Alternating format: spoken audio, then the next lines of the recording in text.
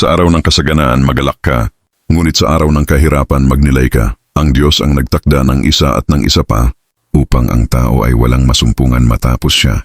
Ang ating buhay dito sa mundo ay puno ng panahon ng kasiyahan at kalungkutan. Galakopite.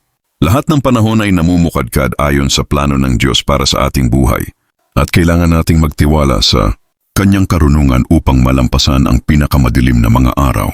Pinupuri natin ang Diyos sa magaganda at mahihirap na araw sapagkat tayo ay tapat sa Kanyang kalooban. Inaalala natin ang Kanyang mga biyaya sa ating pinakamadilim na sandali at nakakahanap tayo ng kapayapaan sa Kanyang karunungan. Alam natin na ang Kanyang plano para sa atin ay laging mabuti.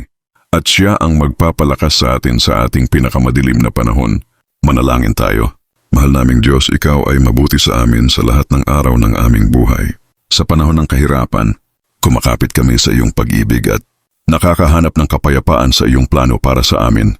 Sa pangalan ni Jesus, Amen.